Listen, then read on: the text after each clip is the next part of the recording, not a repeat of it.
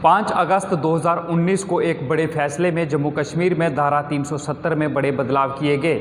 उसके बाद जम्मू कश्मीर की जनता लगातार ये सवाल कर रही थी कि अगर जम्मू कश्मीर से 370 में बड़े बदलाव तो कर दिए गए हैं, लेकिन क्या जम्मू कश्मीर के लोगों की नौकरियां और ज़मीनें सुरक्षित रहेंगी। जिसके बाद कुछ समय तक यहाँ बवाल ज़रूर हुआ, लेकिन उसके बाद लोग शांत हुए। भारतीय जनता पार्टी की बात करें तो भारतीय जनता पार्टी के जम्मू कश्मीर के नेता लगातार लोगों को ये दिलासा देते रहे कि जम्मू कश्मीर के लोगों की नौकरियां और ज़मीनें सुरक्षित हैं। लेकिन अब सरकार के द्वारा जिस तरह से एक आर्डर पास किया गया है और उस आर्डर में ये कहा गया है कि अब जम्मू कश्मीर के अंदर कोई भी अपने सपनों का घर बना सकता है, ज़मीन खरीद सकता है दुकान के लिए, मकान के लिए।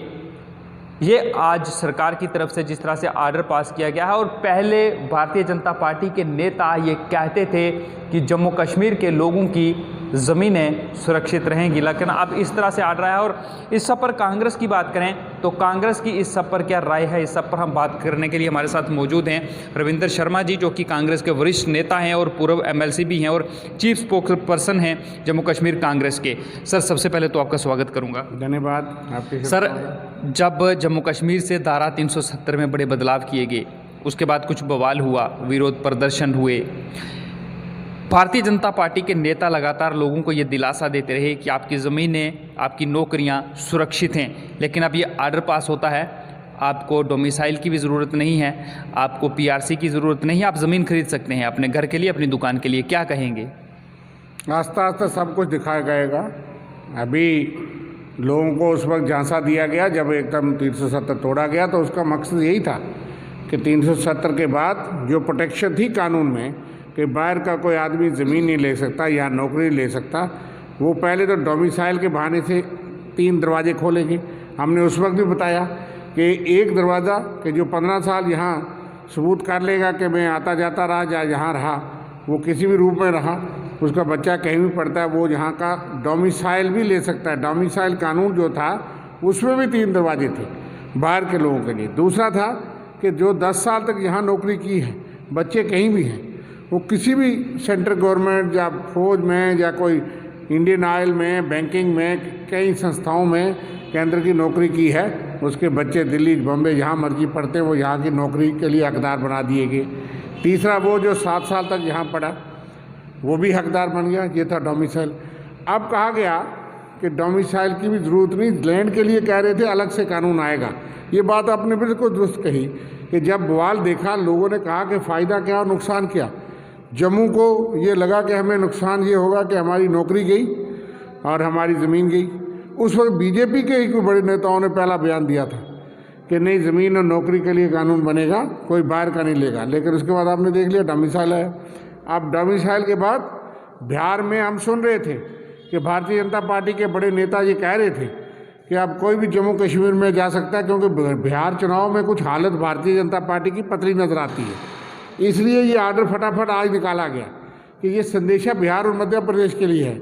मतलब कुल मिलाकर आप ये कह रहे हैं कि बिहार चुनाव को देखते हुए भारतीय जनता पार्टी को बिहार में खतरा नजर आता था और तभी इस तरह का आर्डर पास किया गया है। आर्डर वहाँ चर्चा पहले ही भाषण दिए जा रहे थे और आज ये आर्डर निकलना, रोज़ एक आर्डर निकलता है।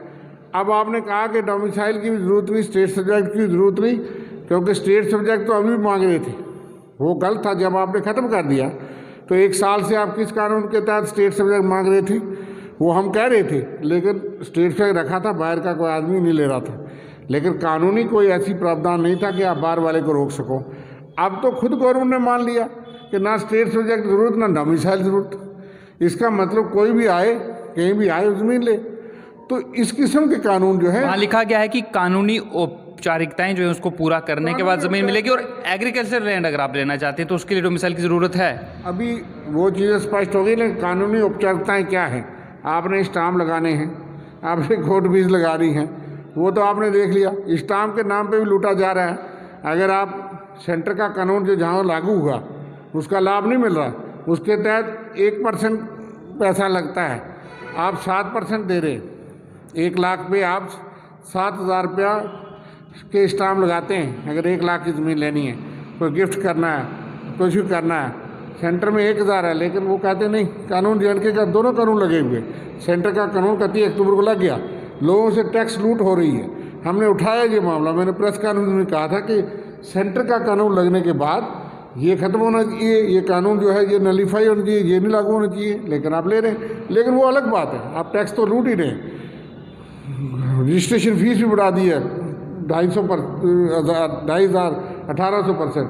लेकिन बड़ी बात जो मैं कह रहा हूँ कि इस वक्त जो खलबली मच गई है आज के आर्डर से, वो आर्डर ये है कि कोई भी आदमी बाहर का देश का वो यहाँ पे ज़मीन कहीं पे भी ले सकता है। जब जब सर चुनाव आते हैं तब तक राजनीतिक सरगर्मियां तेज़ हो जाती हैं और इस तरह के आर्डर आना शुरू हो जाते हैं। हाल ही में जम्मू कश्मीर की बात करें तो जम्मू कश्मीर की सियासत पर हम अगर चलें तो महबूबा मुफ्ती ने तिरंगों को लेकर एक बयान दिया, जिसके बाद पूरे जम्मू की बात करें तो यहाँ पर बवाल हुआ, पीडीपी कार्यालय के बाद प्रदर्शन हुए और युवाओं ने वहाँ पर तिरंगा लहरा दिया कि अगर यहाँ पर रहना होगा तो तिरंगा लहराना होगा। लेकिन कांग्रेस इस मामले में बिल्कुल खामोश रही। कांग्रेस, मैं तो पहला आदमी आपके सामने बैठा हूँ, मेरे तो पीटीआई तक मैंने ही तो पहले जवाब बयान दिया, बीजेपी तो बाद में उठी। हमने कहा कि ये तिरंगे का क्या मामला है, तिरंगा देश का सम्मान है, तिरंगा देश की डिग्निटी और ऑनर है, तिरंगा देश की कुर्बानियों और शहादतों का, आज़ादी की जंग का प्रतीक है। मैंने पहले उसको कंडेम किया कि ये महबूबा मुफ्ती के इस बयान को कंडेम करते हैं, उन्हें बिल्कुल सहमत नहीं है, बर्दाश्त नहीं होगा। बीजेपी ने बवाल किया क्योंकि बिहार में चुनाव है और छोड़ा भी गया बिहार चुनाव से पहले। हमें क्या पता है किन बुनियादों पे अंदर लगाते हैं, किन बुनियादों पे छोड़ते हैं कि यहाँ पे ये बवाल करेंगे और वहाँ वो 370 का राग गाएंगे कि देखो हमने। आपको क्या लगता है कि जो बिहार के चुनाव हैं वो जम्मू कश्मीर के दम पर जीतेगी भारतीय जनता पार्टी? बिल्कुल यही मुद्दा है। आज जो ज़मीन का कानून लाने का मुद्दा भी वही, इनकी निगाहें कहीं पे, निशाना कहीं पे। ये बात उन्होंने कही, वो इतना तो समिति हैं कि मुख्यमंत्री रही हैं कि इस बात का बवाल पूरे देश में होगा। देश की आन बान शान पे तो कोई कुर्बानी नहीं कर सकती। कांग्रेस पार्टी ने वो तिरंगा दिया, कुर्बानियाँ कांग्रेस पार्टी ने लड़ी हैं। बीजेपी तो कहीं आज़ादी की जंग में थे नहीं। कांग्रेस पार्टी के नेतृत्व में कांग्रेस के 2 प्रधानमंत्री तो शहीद हुए, मुख्यमंत्री भी हुए उस तिरंगे के इलाज के लिए। हम कैसे बर्दाश्त कर सकते हैं? इसलिए हम पहले पार्टी थे, हमने कहा बाकी बातें आपकी सही, आप अपनी डेमोक्रेटिक कॉन्स्टिट्यूशन स्ट्रगल करो, दिल्ली से मांगो, पाकिस्तान और चाइना से न मांगो। पाकिस्तान और चाइना कुछ नहीं कर सकता, ना उनका कोई अधिकार है जम्मू कश्मीर और हिंदुस्तान के किसी आंतरिक मामलात में। दिल्ली से जो मर्जी मांगे कोई, वो जमहूरी राइट है, हमने इतने हद तक कहा। लेकिन जब आप तिरंगे की बात करते हैं तो आप जानते हैं कि इसका लाभ जो इसका कि मरी हुई पार्टियां तिरंगा लेकर के घूमती हैं। आपका एक्सेशन में, इलाक में क्या रोल रहा, आज़ादी की जंग में रोल बताइए। ये तो तिरंगा, ये शान, एक्सेशन जो है वो कांग्रेस पार्टी ने करवाया है। सर कश्मीर आज जो मर्जी छुट्टियां करें और बताएं, कहाँ थे ये लोग? ये महाराजा हरि सिंह के दस्तक करवाने वाले, महाराजा हरि सिंह ने तो दस्तखत किया, लेकिन पंडित जवाहरलाल नेहरू और शेख मोहम्मद अब्दुल्ला वो अगर संपर्क, महात्मा गांधी जब जिन्ना साहब बिगड़ गए, पाकिस्तान की तरफ चल पड़े, तो कांग्रेस पार्टी ने शेख मोहम्मद अब्दुल्ला और कश्मीर को साथ लगाया। पूरे कश्मीर ने साथ दिया, जंग लड़ी पाकिस्तान के खिलाफ, जिन्ना को रिजेक्ट किया। वो शेख अब्दुल्ला, नेहरू, महात्मा गांधी, सरदार पटेल, मौलाना आज़ाद, उन्होंने साथ दे करके महाराज साहब ने जो है वो सर इसी पर आज भी राजनीति कर रही है। इसी पे मैं आ रहा हूँ, तिरंगे की राजनीति का लाभ भी कहीं पे निगाहें, कहीं पे निशाना। हम ये पूछना चाहते हैं कि क्या तालमेल है अभी तक भी, क्योंकि आपने कल तक उनको मुख्यमंत्री बनाया था। ये तो वो बताएं कि उन्होंने किसको सहायता करने के लिए बयान दिया है, क्योंकि जेल से बाहर आगे थोड़ा आगे चलेंगे। जिस तरह से गुपकार डिक्लेरेशन की बात करें, महबूबा मुफ्ती ये कहती हैं कि जब तक जम्मू कश्मीर का झंडा वापस नहीं आएगा वो किसी दूसरे झंडे को हाथ नहीं लगाएंगे। सीधा इशारा तिरंगे की तरफ था। वहीं फारूक अब्दुल्ला की बात करें तो जम्मू के कुछ नेता जो हैं वो फारूक अब्दुल्ला से मिलने जाते हैं, गुपकार डिक्लेरेशन में नेशनल कॉन्फ्रेंस के हैं। यहाँ आकर बयान ये देते हैं कि फारूक अब्दुल्ला ने उन्हें कहा है कि आप देश के विरोध एक शब्द भी ना बोलें, तिरंगे के विरोध में एक शब्द भी ना बोलें। एक तरफ से महबूबा मुफ्ती के इस तरह से बयान, फारूक अब्दुल्ला के इस तरह से बयान, लेकिन गुपकार डिक्लेरेशन में वो सब लोग इकट्ठे हैं। देखिए बात यह है, एक बात तो कल फारूक अब्दुल्ला साहब की आई, वो ठीक है, बीजेपी के खिलाफ, बीजेपी के कुछ फैसलों के खिलाफ, केंद्र सरकार के फैसलों के खिलाफ वो रहें, उनके कई फैसलों के खिलाफ हम भी हैं, लेकिन देश के खिलाफ नहीं। देश की जनता से थोड़ा आप लड़ाई लड़ रहे हैं। देश की जनता साथ होगी तो कश्मीर को अगर कोई जायज़ हक है जम्मू कश्मीर को तो मिलेगा। आप ऐसी भाषा बोलेंगे तो देश का 130 करोड़ देशवासी जो है वो तिरंगे के लिए खड़ा है। वो बीजेपी का जागीर नहीं है, वो देश की प्रतीक है, उसके लिए सब लोग खड़े हैं। इसलिए ऐसे भाषण देना, ऐसी बात करना जिसके देश की जन भावना भड़के, मैं समझता हूँ कि जिस काज के लिए वो लड़ रहे हैं वो भी डिफीट होता है। इसलिए फारूक साहब के बयानात जो हैं, आप कथनी और करनी जो हम पढ़ते हैं, उन्होंने ये बात कही कि हम बीजेपी के खिलाफ हैं, सेंटर जा अब कांग्रेस गुपकार ने भी पीडीपी को इसके इस भाषण को डिस्टेंस किया है। अब मुझे ये बताएं कि क्या कांग्रेस गुपकार डिक्लेरेशन का हिस्सा बनेगी? जो अगली बात आगे, गुपकार डिक्लेरेशन दो बातों पे हुई थी। एक हुआ था कि जब खलबली मच गई कि क्या होने वाला है, हमें तो ये लगता था कि अमरनाथ जी की यात्रा को धर्म भरम नहीं किया जा सकता 370 तोड़ने के लिए, वो 15 दिन बाद भी हो सकता था, आपके पास समझ आती थी। लेकिन जब आप विपक्ष में हो तो अमरनाथ जी की यात्रा बहुत होली है। कभी आतंकवाद के मंडराते बादलों और हमलों के बीच भी कांग्रेस पार्टी ने अमरनाथ यात्रा को रद्द नहीं किया। आपने अमरनाथ यात्रा को रद्द किया, टूरिस्ट को कहा और बताया ये कि हमला होने वाला है, कोई खतरा है मिलिटेंटों से। लेकिन उस वक्त कश्मीर की पार्टियों को ये लगा कि कुछ ऐसा होने वाला, वो एक मीटिंग में बुलाया गया कि अच्छा भाई विचार करें। उसमें कांग्रेस पार्टी का एक नुमाइंदा गया ये विचार करने के क्या पता क्या होने वाला है। तो उस वक्त कहा गया इतना ही कि स्टेटस को रखो, कोई एकतरफा फैसला नहीं कर लेना, हालात ख़राब हो जाएंगे, हमको बताओ सही पहले आप कर रहे हैं। तो वो क्या गलती थी? 70 साल अब की बात आप मुझे बताएं, पिछली बात तो हो गई ना सर, अब की बात बताएं। गुपकार के दो हिस्से हैं, एक वो जिसमें हमने शामिल हुए, वो शामिल इसलिए हुए कि 70 साल तक 370 था। हमने कहा कि अगर कुछ आप करने वाले हैं तो कहीं किसी पॉलिटिकल पार्टी से बात तो करिए, बताइए। ठीक है, आपने कर्फ्यू लगा दिया, वो बात है। उसके बाद अभी वो मीटिंग कर रहे हैं, उनका क्या विचार है, क्या बनता है। कांग्रेस पार्टी ने अपना विचार आपके सामने रखा। हमने कहा, यहाँ अंबिका सोनी जी, आज़ाद साहब भी आए, हमने प्रीलिमिनरी मीटिंग की। हमने कहा कि स्टेट को बहाल करो, वो जम्मू भी चाहता, कश्मीर भी, क्योंकि लद्दाख तो अलग हो गया। जम्मू कश्मीर को यूटी से स्टेट दो, किसने मांगी थी यूटी?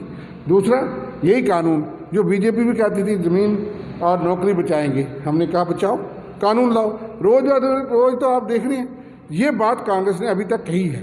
गुपकार वालों का अपना एजेंडा जो उन्होंने कहा है, उस पर समय पे विचार होगा कि क्या चीज़ हमको पसंद है, हम वही करेंगे जो जम्मू को भी मंजूर है, कश्मीर को भी मंजूर है, लेयर करकट को भी मंजूर है। कांग्रेस पार्टी देशभक्त, देश की पार्टी है। नहीं, अब का जो गुपकार डिक्लेरेशन है, क्या कांग्रेस पार्टी उसका हिस्सा बनेगी? मैंने उसको यही कह दिया कि हमने जितना कहा है उससे आगे पार्टी हाईकमान जब सारा मंथन के बाद हो कोई बात जिस तरह की भाषा का इस्तेमाल महबूबा मुफ्ती कर रही है, इस स्ट्रांगली कंडेम करते हैं। सिर्फ हमारा तो उनके साथ अभी कोई गुपकार में हम बैठे नहीं, लेकिन उनमें से कोई भी बोलेगा देश के प्रति, तिरंगे के प्रति, देश की एकता अखंडता के प्रति कांग्रेस कभी कंप्रोमाइज नहीं करती। आपको लगता है कि ये लोग जब तक अंदर थे तब तक इस तरह की भाषा का प्रयोग नहीं कर रहे थे, इस तरह के बयान नहीं आ रहे थे? जिस तरह से ये बाहर आए, फारूक अब्दुल्ला की बात करें, उनको चाइना से मदद चाहिए, महबूबा मुफ्ती तिरंगा हाथ में नहीं पकड़ेंगी, आपको लगता है कि इनको एक बार फिर से इन पर कार्रवाई जो है वो की जानी चाहिए? देश विरोधी बयान सोचना है, अंदर भी वही डालते हैं, निकालते भी वही हैं, बिहार चुनाव से पहले आ जाते हैं, भाषण भी आते हैं, उसका फिर जुलूस भी निकाल। नहीं, कांग्रेस आप सीधी तरह से, आपको क्या लगता है कार्रवाई होनी चाहिए इन पर? नहीं, कार्रवाई क्यों नहीं होनी चाहिए? जो सेंटर ने सोचना है, इस वक्त जो गवर्नमेंट ने सोचना है, हम विपक्ष हैं, हम नहीं कार्रवाई कर सकते। लेकिन नहीं, आपको कार्रवाई मत करें आप, लेकिन कार्रवाई होनी चाहिए। हम ये कहते हैं कि उनको इन बातों पे अंकुश लगाना चाहिए। ऐसी भावना भड़काने से उनका कोई लाभ नहीं होने वाला, ना देश का ना कश्मीर का। इसलिए उनके हित में भी यही होगा कि वो इस किस्म के कोई ऐसी भड़काऊ बात ना कहें, क्योंकि कुछ बात तो वो भी जायज़ कह रहे हैं कि स्टेट को बहाल करो, कानून लाइए कि ज़मीन और नौकरी बाहर के लोगों के लिए लो। तो कुछ बात जायज़ है, कुछ बात पे हम सहमत शायद ना भी हो सकते हैं, लेकिन वो बात की बात है। आप डेमोक्रेटिक तरीके से, कॉन्स्टिट्यूशनल तरीके से सेंटर से, अपने सरकार से, देश से मांगो, लेकिन बंदूक के रास्ते से तो रोक रहे हैं। अगर दूसरे जो लोग हैं उनके बदले में ये ठीक है कि जो लोग बंदूक की भाषा जानते हैं, जो पत्थर की भाषा जानते हैं, जिनको बीजेपी ने 10,500 ने छोड़ा था, बड़ी देशभक्त पार्टी ने, लेकिन उनसे ये लोग बेहतर हैं। ये तो डायलॉग की बातचीत की बात करते हैं टेबल, लेकिन ये लोग कहते हैं हम तिरंगा भी हाथ में नहीं पकड़ेंगे, वो बात चाइना से मदद मांगते हैं। हमने कहा कि ये बातें हमने रिजेक्ट कर दी, ये मंजूर नहीं है। आगे भी ऐसी कोई बात करेंगे बिल्कुल मंजूर नहीं। चलिए, बहुत बहुत शुक्रिया सर, हमसे बात। कांग्रेस का अपना स्टैंड है। हमने इस तिरंगे के लिए एक 70 साल जंग लड़ी कांग्रेस ने, 1885 से लेकर 47 तक। उसके बाद मैंने कहा कि कुर्बानियाँ दी हैं। इसलिए कभी आप सोच भी नहीं सकते कि कांग्रेस पार्टी देश की आन बान शान एकता अखंडता के लिए कंप्रोमाइज़ करेगी।